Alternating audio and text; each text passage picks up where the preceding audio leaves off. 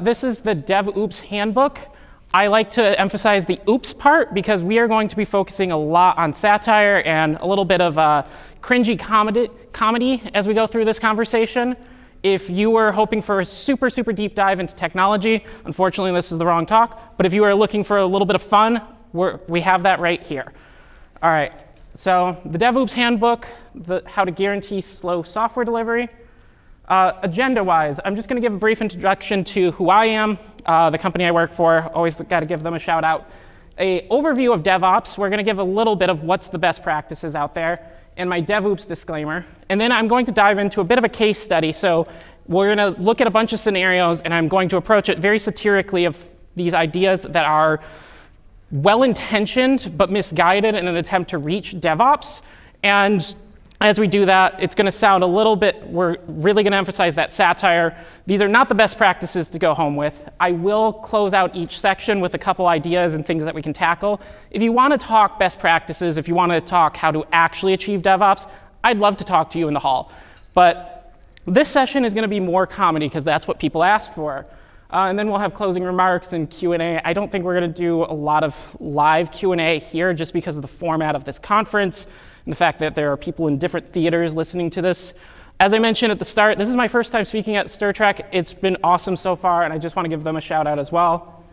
But hello, I am from Grand Rapids, Michigan. I'm Victor Frye, your friendly neighborhood developer, and I am the unchallenged #1 Clippy fan. Who would like to challenge me on that today? Yeah, see, that's how this goes every single time, and that's why I stay unchallenged. I also do some blogging at victorfrye.com and do some fun websites out there. I've been a developer for 7 years, and I've really found my passion in cloud-native technologies and DevOps automation. I'm a DevOps specialist at Leading Edge. A little bit about them. We're a custom software consultancy, do a lot of full-stack DevOps, cloud work, real fun people. And if you like this talk or anything else, we do free lunch and learns. We'll come out and talk to you about whatever topic you're really interested in, the kind of problems you're facing. Just hit me up afterwards. There's also a bunch of other people from my firm here because we're based in Columbus. And then I also bring them up because we're hiring. If you're a senior engineer, please reach out. And if you're looking for a job, I'd love to connect you. But the real topic at hand, DevOps. DevOps is not just the technology. I describe my specialty in that automation aspect, but DevOps is a culture and a mindset, and one that to get to, we often have to take a specific road. And I've seen a lot of people do it poorly, do it with the best intentions and get it wrong. But to understand it, let's look at the fundamentals of what it is. Little screen up here, but you can see the loops. It's all loops. Everything about DevOps is a cycle. Whether it's the little infinity symbol, that's just fun, creative, or whether it's just a plain old circle, it's all about continuously feeding into the previous thing and going forward. So I love this little simplified one, 4 points: plan, develop, deliver, and operate, because it's really simple. You have to start at a plan. Usually that's where we all start, was we have this idea, we have something we want to do, and then we build it. And after we gather some feedback, we make some changes as we're building. It's a little bit an adjustment that we do. And then at some point, we have to deliver it, whether that means just deploying it out somewhere, hosting it somewhere. How do we get it into an environment that we can share with others? We've all built a website. You have localhost. Well, that's not good enough. You want to share it with your friends. It's got to be somewhere on the internet. And then we keep it running for a while. And we learn new things as we're running that inform what we do next, what the next plan is in the future, whether that's monitoring and collecting data, you find issues, whether that's listening to feedback and using those to inform the next thing you build. It starts the process all over again. And it really doesn't matter what we put in each one of these sections. It's just what we're using to feed into the next part of the process. And we keep doing it over and over and over again. It's why we have jobs. As developers, there's always something new we want to build. We also love this word continuous in DevOps. We have all sorts of acronyms. They always start with a C for some reason. Continuous planning, continuous integration, continuous deployment. The one I really like to focus on is continuous improvement, because I think it encompasses just about every one of those. When we're doing DevOps right, it's always about this idea that we can do better next time, and we're using the feedback of the previous things we've done to inform what we're going to do next time. If we can't embrace this idea of continuous improvement, we're going to end up in the state of DevOps, and that is the state of continuous failure. This is where we're going to spend most of our time in this session, but this idea of we plan incorrectly, we do, whether it's project mismanagement, whether it's just aggressive deadlines, whatever it is that planning mishap then impacts the development process. Maybe you get a quality void where all of a sudden you have to crunch and you can't do any kind of testing. And then because you did that, when you try to deliver, all of a sudden deployments go wrong. And we get into this operational cycle where it just feels like we're living in a dumpster fire. So again, disclaimer, this is DevOps Handbook. If you want to read the best practices, there's a great book by Gene Kim, the DevOps Handbook. There's a bunch of other good books that he's written and a couple others. I think it's IT Revolution website will show a bunch of them. Highly recommend reading any of those. The Phoenix Project, always the shout out. But this is the DevOps Handbook, and it's based on real experiences. These are real problems I've seen, whether it's at clients, whether it's at employers I've worked at, whether it's just feedback I've heard talking to other people that have worked in the industry. And we're going to laugh, we're going to groan, we're going to cry. If you don't laugh, it's going to get real cringy because I'm going to keep making bad jokes or making all these bad comments, and then I'm just going to feel and look stupid up here. That might be funny too. That's fine. And the goal is continuous improvement. We're trying to reflect, we're trying to retrospect on what's happened and what we've seen out there, because we can acknowledge that they're bad practices. As we're laughing at them, we can go like, yeah, that's a dumb idea. But then you look back at your own organization and you say, well, why are we doing that? And I also recommend, obviously this is a conference, go out, hear other great ideas at the conference. This one's going to be more comedy. So what is DevOps? The difference, the primary goal of DevOps is this automation and streamline of the application lifecycle to accelerate delivery of high quality products. Bunch of fancy words that say we want to go faster and we want to have higher quality. And there's this dissonance that says we can't do both at the same time. We always have to sacrifice, and I will tell you that's a lie we're telling ourselves. But the DevOps goal is we want to remove risk entirely. We want there to never be any kind of risk out there. We want to have conformity in our processes to all of a sudden be able to handle and see things differently. And we want to accelerate the application lifecycle because that's how we guarantee slow software delivery. How do we do there? The same goals that apply to DevOps apply to DevOps. We want to accelerate our time to market by embracing the quality void. We can get to prod faster if we just go right now and don't do any kind of checks. We're going to prioritize everything as number one. We want to adapt to the market and competition, but we want to tightly control our work and make sure everything is nice and conformed. And we also want to move at a breakneck speed. Yeah, that tight control and breakneck speed go really well together. We want to maintain system stability and reliability by ensuring changes are nigh impossible. A stable system is one that never changes because technology never just breaks, right? And we want to improve the mean time to recovery by keeping recovery time to 0. And we can do that by hiding our mistakes. If they never discover us, it didn't go wrong. So our case study, our Slow Tech Corporation, we have this company. Imagine this fictitious company that may sound very similar to the one you work at. We have continuous integration delivery. We don't have deployment to prod happening automatically, but we have artifacts that we can deploy whenever we need to. We do have manual changes going on, so any kind of production, there's a little bit of a delay between the artifact and actually deploying it out there. And we have some teams deploying during the day and some that are during the evening. That's just because those teams have different flexibilities. We have 2-week sprints. We have average team, cross-functional skill sets. Quality, we have quality engineers who specifically own testing. This sounds very familiar to a lot of orgs.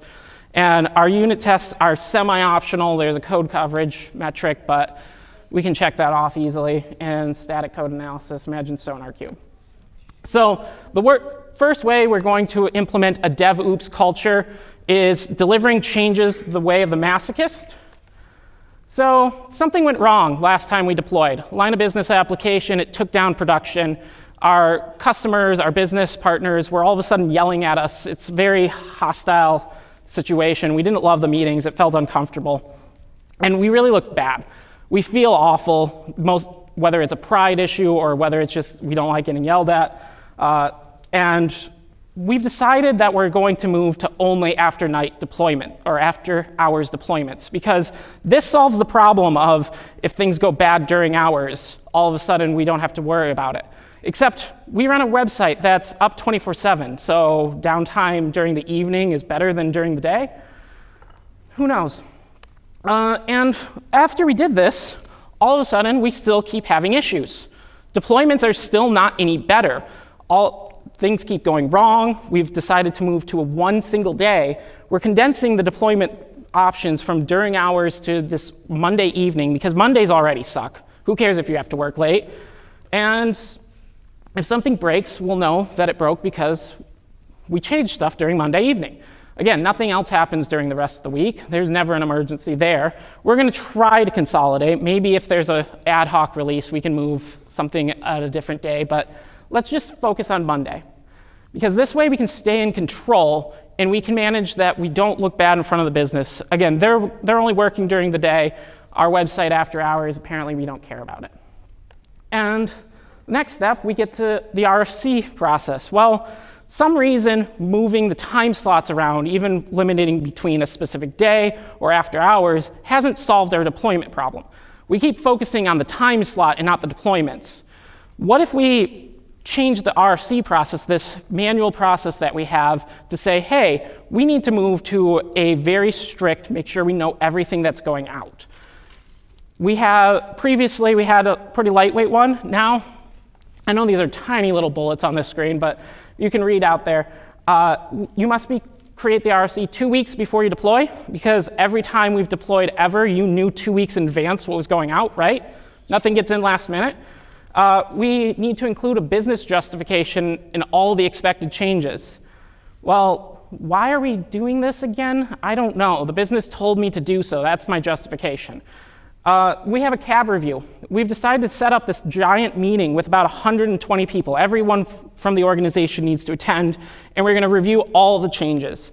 It's going to be an hour long. Everyone's going to quickly present, and you're all going to pay attention during it, right? Because that meeting is all 120 people. That's an hour of their time. That's thousands of dollars, hundreds of thousands of dollars right there. And we find it valuable to just kind of briefly listen in and announce our changes. Everyone listens all the time. We're ideally at the end of that, your work is done. We move to dev sign off. That's easy. You did a PR. Then you're going to hand it over to a QA team, QE team, whatever you want to call them, and they're going to also sign off. But at this point, we're near the production release because we planned this 2 weeks ago. There's a bunch of things that we tried to get in there at the last minute. QA really wants time to sign off, but we don't give them enough time, so they all of a sudden have to rubber stamp it or feel cramped or delay the process, one or the other. And then that's not enough. We're going to hand it over to another group of testers. They're going to be business users. They're going to be actual users. Who knows, but we're going to call it UAT sign-off, and we demo it. They have no idea what we just actually showed them because they're business users. They're like, what is this API? What is this Postman tool that you're showing me? Maybe I've seen it a couple times, but it just looks like a giant blob of text and means nothing to me, but that's fine. They hit approve as well. Well, that's not enough. Now we have to hand it off to a director, and they have to hand it off further to a CTO. This is a real process that I've seen people come up with because the problem they've kept trying to address is the fact that, hey, we don't know what's releasing. Well, have you asked the engineers? Have you actually established that kind of communication channel? What is this improving besides just more approvals and more people that you can blame when something goes wrong? But again, we're not done trying to make this worse. We're going to move to an offshore team. So turns out we deploy things usually around Eastern time. We're in Columbus right now. And there's this whole other side of the world that wakes up and lives life during the time we're sleeping. What if they do all the deployments for us? What if they just sit there and they handle all that code and they work off the core business hours and they can manage the deployments? Okay, these are a bunch of ideas for how we can achieve DevOps in a masochistic deployment, and I find they all have a couple common themes. One, they're manual. Instead of focusing on automation and how we can deploy things in a stable way, they focus on this idea that if we have control over it, that manual process, suddenly we know more of what's going on. The reality is when we do things manually, we forget steps, we forget aspects. When we create a bunch of release documentation in RFC, and they're always manual, it turns out everyone does them a different way. They're also based on this idea of fear. We're afraid to deploy things. That is one of the most fundamental problems when we're working in a DevOps area. We don't want to be afraid to deploy things. It should be very low risk because it should be automated and consistent and deterministic. And code freezes is one of the examples of this where we see things like, hey, we're going to freeze an environment because no changes are going to happen in that, except they do. Every time I've encountered a code freeze, there's some exception to the rule because we want that one more thing to be in there. Well, that kind of changes the environment, but really we say, no, it doesn't. It's minimal, it's small. But how is that different from every other small change that we're putting in there? And downtime is, if you're worried about deployments because you have downtime, turns out a lot of us are engineers. Raise your hands if you are not in some kind of engineering role in tech. Okay, one. See? One person. And I bet you I could argue you are somehow in this field. Maybe not, but maybe you're looking to get into it. We love solving problems. You ask us how to solve downtime. Well, we've done it a lot of different times. The real way when we're trying to handle deployments, we're trying to handle recovery and the ability to release more often. And we've already solved for these things with stuff like feature flagging. You can put code behind a feature flag that can be deployed out and not actually function. Yes, there's horror stories of feature flags, but there's horror stories about just everything. And if there's one thing you aren't doing that I highly recommend you start, it's feature flagging.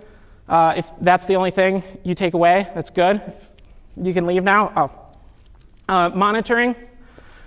We have all these systems for observability and being able to pay attention. If the problem is you deploy stuff and you find out that your users are finding the issue before you, well, maybe you should be investing in your monitoring so you can respond faster. You can recover before anyone knows. Stuff like health checks that are built into your system, or system alerts. Get a text on your phone. A lot of these cloud platforms provide some kind of metric that you can respond to in an automated text. It's easy to set up. None of us take the time to do so. And then, as I mentioned, deployments. There's so many different ways to have zero downtime during your deployment. There's things like blue-green deployments, canary. There's API versioning. And if it's not a matter of a typical app and you just need to roll back fast, make sure you back up something. But we're focusing on DevOps and how to achieve that. So we start to look at the second way, conformational planning by mismanagement. So these are a little bit more single ideas that might be able to improve our DevOps culture. Process conformity. There's 3 questions in a daily stand-up. Every one of us knows them. I need someone to tell me them. Don't be quiet. Come on, come on. What did you do? What are you doing? Are there any blockers? Yep, that's it. Every one of us has heard those, and then we zone out after we figured out what we were doing yesterday, what we're doing tomorrow, and what the blocker is. Maybe planning and daily stand-up should be something about actually building a daily plan for the team. No, we just need conformity. 3 questions, get out of here.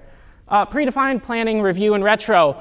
Teams don't need to own their own meeting structures. They just need to follow the guidelines that we set, and we're going to get the most value out of them, maybe. Board layouts, all of a sudden they're the same. You ever work in an area where you're like, I don't really have an intake process on my team, but somehow I have to have 20 swim lanes going on in my board that I need to move across? I only use 3 of them, maybe 4 if I put something in code review, but usually by the time that's merged, it's already done. In story points for consistent estimation, 3 days, or a 3-point story is 3 days of work, right? No, because it's not days, it's some kind of complex effort measurement, except that effort usually amounts to 3 days of work, maybe, but your 3 days might be different than mine. Yeah, story points, great way to get process conformity. Just get it done prioritization. We find ourselves in a spot where what is the most important thing to be working on right now? We've all heard this is the most important thing from one person, and then someone else comes along and says, hey, no, this is the most important thing. It's a 1-point scale in most of our businesses. And because we're developers, maybe that's priority 0, maybe that's priority 1. Who knows how we're indexing things today? Well, this provides no feedback to us, and we end up not being able to decide what we should be doing next.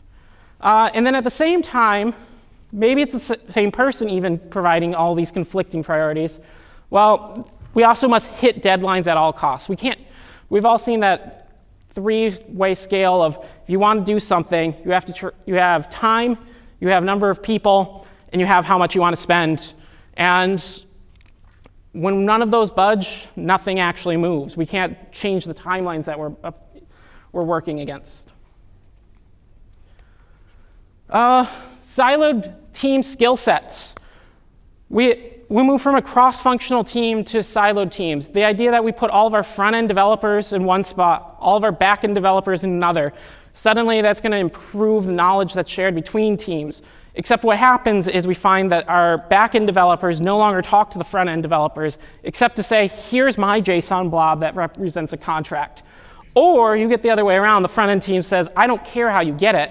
I just care that it looks like this. Suddenly, no one cares about the presentation. Does your backend team even know how to run the website at this point? Maybe with AI, they can figure it out.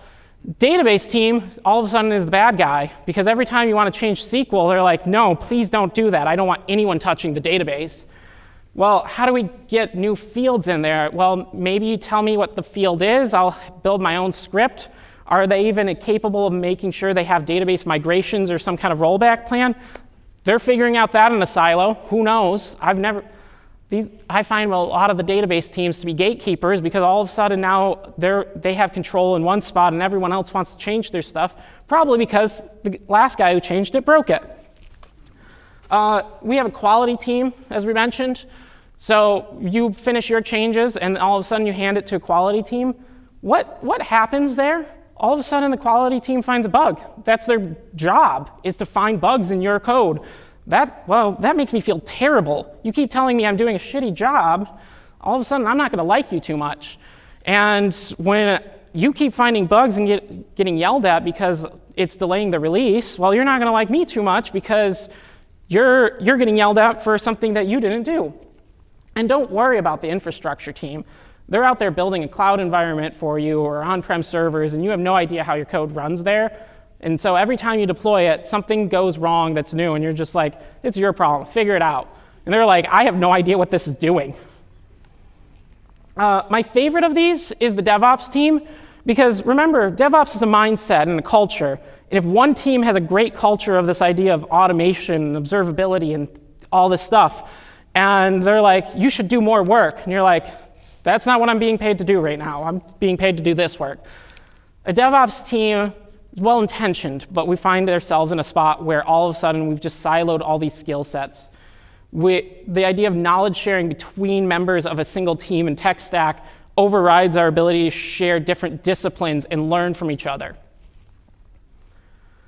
And then we move on to, well, knowledge sharing sucks. Turns out when someone asked me how this feature works, I had no idea because it wasn't documented anywhere. It's in a different team's part of the stack, so I don't have visibility there. Maybe we can ask them to update the wiki, because everyone has been consistent about updating the wiki since day one, right? That thing's not 3 years old and outdated.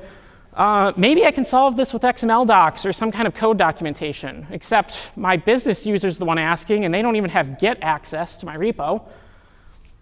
And at this point, we've already covered masochistic deployments and all these other changes. Turns out a senior engineer is like, I can find a better job somewhere else, and they left. They had all this knowledge, and they're just gone. And well, now I need to figure out what they did. Somehow, documentation and forcing this into the process keeps more employees, except it really doesn't, because people can't actually share knowledge naturally. They're going to find unnatural ways of getting it.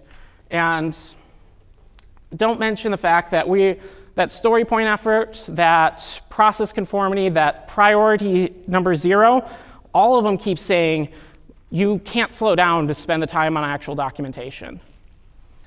Works together. We get this idea of process conformity, this overcomplication, this artifacts over actual deliverable software. And again, we find common themes in the areas of control. We take control away from the engineers, away from the development teams that are working on stuff, And we find ourselves in a spot where the control moves up the ladder to management because management is worried about things going wrong in their teams. They lose the trust in their own teams and the ability of their ability to deliver without making the rest of the org upset.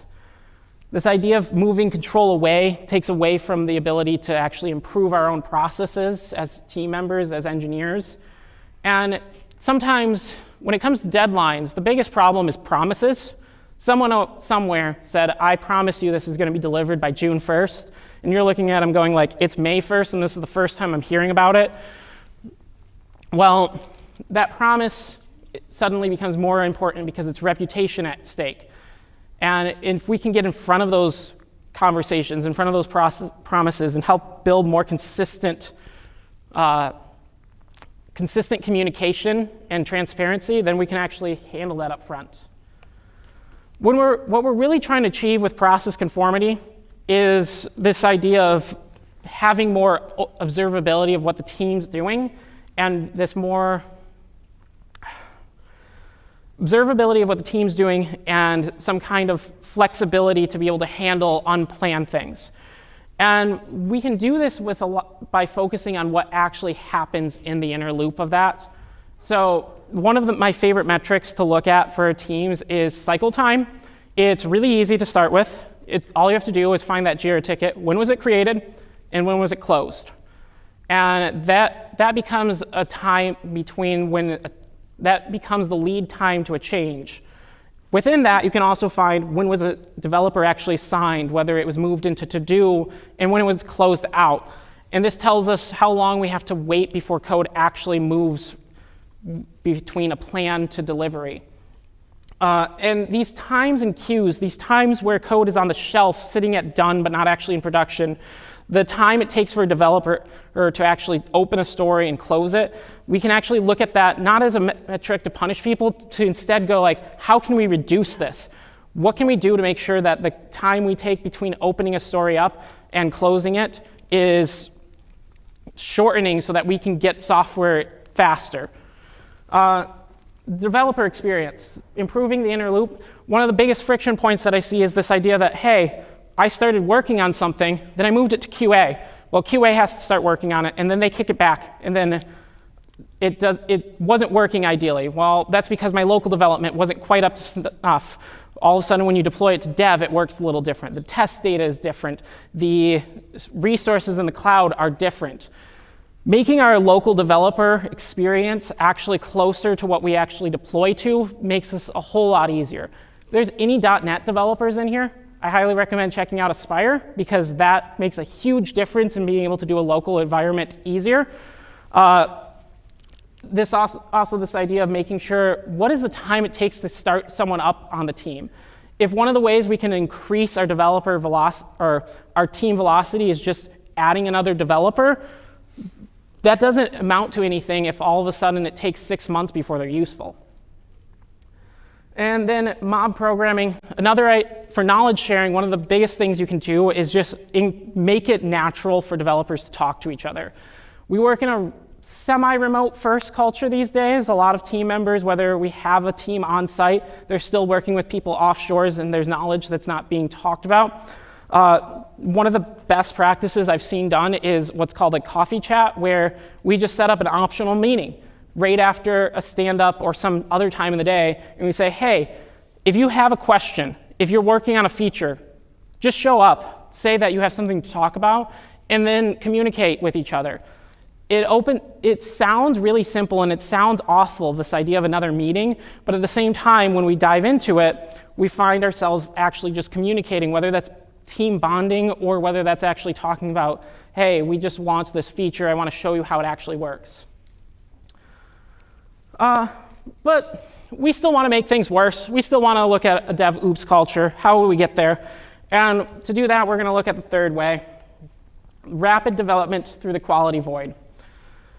So we have microservices because, yay, they're very single purpose, very domain-centric, and we still share a single database server, ignore the fact that tables overlap. Cascading failures become a feature in this because we were so focused on making a microservice for a contract that we didn't take into account that a contract needs a person, and we always need to call the person microservice when we make this contract, just because we set it up that way. Business requirements mean they're very tightly coupled, and yet we've separated them out. Imagine any kind of microservice in this. Well, turns out if one of those services goes down, the other goes down with it. And we get to an application that expects perfection in a way that none of us are actually perfect. I've seen one of these where my favorite example is we had a website that for a login, it needed to know all the personal details about people, because once you log in, it shows you your name, it shows you a bunch of information about you, just this classic authenticated experience, and it called every service that would ever be used in the application during login. So all of a sudden, one of those services goes down, and we have this message up after login that says, hey, sorry, our heads are in the cloud. Come back later. And what does that mean? Who knows? The user doesn't know. That's a very vague message.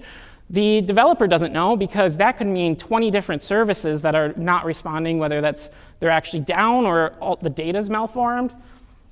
All of a sudden, development speed starts at architecture. We can go faster by skipping architecture. It sounds great, right? Another one, we're living in the age of AI, and all of a sudden, it's really easy to create more code faster. Maybe we get something like if true and not false equals true. Maybe you get something that says, hey, the user input this message, ChatGPT, does this equal true, return true and only true, or return false and only false. And maybe we get something great, except not. The AI is wise, let's trust it. I wrote this very complicated feature, and I was working with the database, and ChatGPT said, hey, this is a good way to do this, and I don't really understand databases because I'm only on the front-end team. I can't talk to the back-end guys or database guys. I need to talk to the database for some reason. And the AI said this was the smartest way to do this. Well, I'm not going to question it. More code is always better, isn't it? Another way, collapse the test pyramid. Tests cost time and effort, don't they? We spend a lot of time trying to achieve those code metrics on how many lines of code are covered by our tests. Well, what if we just got rid of them? I mean, the tests break when we make changes, after all. All of a sudden, we change some business logic. The tests find us, the tests are failing, and we don't really understand why, because it doesn't look at all related.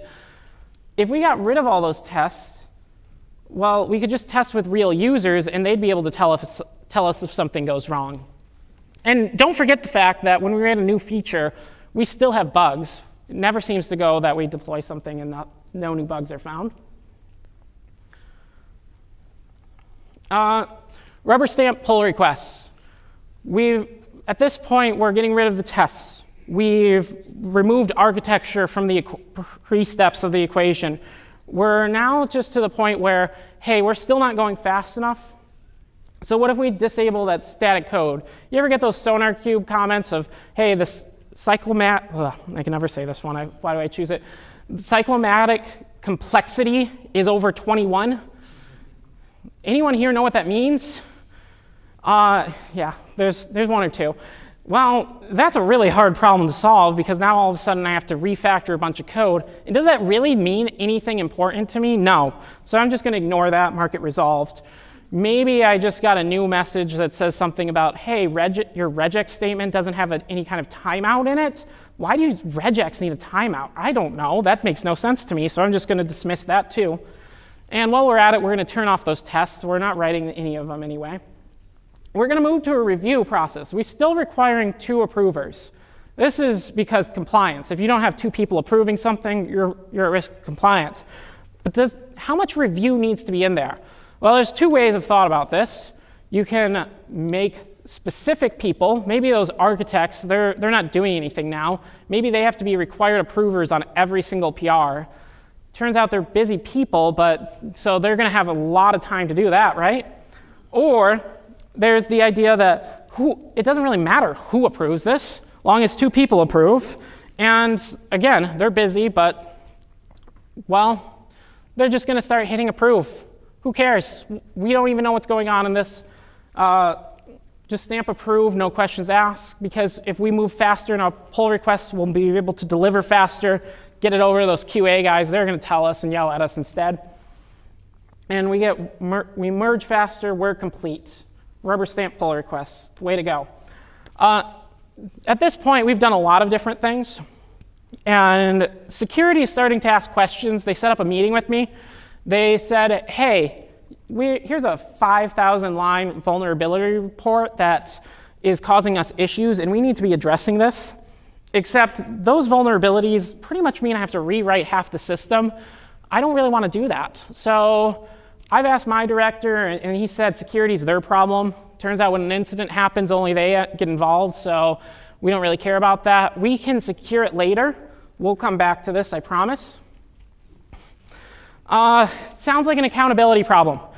One of the things that comes up here a lot in quality and security voids is the idea that the team doesn't own it. One of the issues I've heard is, hey, the QE team thinks differently, and therefore they're the only ones I trust evaluating the code. Or the security guys think differently. They're the only ones who can provide insight into security. But do we actually talk to them? If we have a siloed team, we're not actually communicating. How are we learning? How are we picking that up? Turns out the QE didn't pop out at birth and go like, I know how to test this application.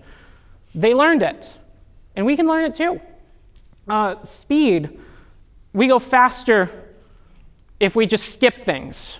But then all of a sudden, we go back to that QE example, and we shipped it over to the QE team, and they found a bug, and they handed it back. Well, that added time. And then we do it again, and they found another bug, handed it back. All of a sudden, we think we're done because we can mark our step done faster, and we get into the spot where we're not actually moving faster. We're just marking our part of the ticket off and making someone else do it or coming back to it later. And it's a problem with understanding the value. So the main way we can address the quality void, shifting stability left, not just testing, not security, just shifting the idea of a stable system that we can rely on left. We do this with the common automated testing. Get it in the pipeline, whether it's on CI. If you have to spend another 10 minutes waiting for a PR, but your automated tests provide a comprehensive ability for you to say, yes, I trust these things. I know that that means nothing's going to regress. That might be worth 10 minutes. And if your QE is on a separate team, or maybe they are on a team and it's just a dedicated role, work with them. They have ideas of how to write testing. You might have ideas for how to automate that in a way that they weren't able to or don't have time to. A lot of QEs I've worked with, they don't get to do automated testing because they have to spend so much time doing manual testing. They run out. They don't have the bandwidth. And then I tell you one that's a little controversial, but if you're finding that writing tests slows you down, you're finding that adding security steps slows you down, get good. I hear there's this thing called AI out there. It's really good at writing tests. It's really good at taking a look at your code. Maybe that's still not fast enough, and we can learn to get better. Security matters. That vulnerability scanning, it takes us so much more time to come back to it and redesign a system to be secure if we started at the first place. And this really doesn't help with speed or anything, but please keep your secrets out of code. Like, that takes just a little bit of effort to build a pattern around this, and you're going to thank yourself later. So in DevOps, there's this idea of DORA metrics, and it's this idea of how we can actually measure ourselves.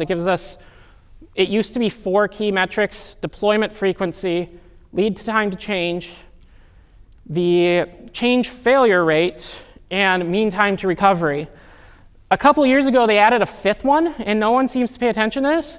It's called rework rate, and I think it hugely matters when we're talking about quality, because the entire point is, how often do we ship something to production and then the next release is the same thing slightly tweaked again because we missed something or there was a missed requirement? This idea that we have to rework the code and spend extra time because we didn't spend enough time figuring out what we needed to build in the first place. shifts its ability left. So we're reaching the end of our transformation towards a DevOps workplace. We've now introduced this laborious RFC process. We still cannot get an incident-free release because we're not focused on deployments. We're focused on how we can control the process. IT spend is up because we've added new teams and new responsibilities. Our planning has now isolated teams and no ownership. There's no real ownership of the developer experience, and we're always in a rush. That deadline comes around. We know we're not going to hit it. Everyone knows we're not going to hit it, but who cares anymore? There's no test anywhere, especially security. There's an active ransomware attack, and they're asking for Bitcoin. Do you have any? Because I'm desperately broke and in need of it. I think this is a dumpster fire. Like, this is what we're working towards when we work towards a DevOps culture. And it really doesn't have to be this way. We can embrace the DevOps culture. We can learn how to embrace continuous improvement and practices for automation. We can focus on the right problems instead of the wrong ones. And when we do so, we might actually see things getting better. But it takes breaking that cycle of continuous failure. It takes stepping out of what's currently happening, whether that's slowing down to go faster, whether that's just asking the questions of how do we gather feedback that we're building the right thing and that we've covered all of our scenarios. And with that, I say thank you. Normally, I hand it off to say who's got fun stories of things that are working like a dumpster fire. Anyone got any? We have 5 minutes left. I know it's a little awkward in the theater. Not so much DevOps, but when I was interviewed by Zapier, I was asked the question, would you rather move fast or put out a quality product? And I was like, that's like a false dichotomy. Like, Yep, if you didn't hear it, this gentleman was saying during an interview, he was asked if you would prefer to move fast or deliver a quality product. And rightly claimed, it's a false dichotomy. You might be able to move slower and at the end move faster because of it. You might get better quality there. I've also found that once you start slowing down for just a bit, you all of a sudden start moving faster the next time because it's easier. I didn't spend enough time on this here, but one of the things that I find fascinating about AI is that it changes how fast we can build some of these automations. It's all of a sudden really easy to have IAC. You just say, hey, here's my cloud. Go write the Terraform for it. Or, hey, I have this pipeline that keeps failing. Go figure out the issue. I don't want to keep ignoring my tests. Any other stories before we leave for the day? Too many. Well, come tell me in the hallway. I'm happy to chat about them. I love hearing misery stories together. It's the only way we get through it. Thank you so much for all of your time here, and hope you enjoy the rest of the conference.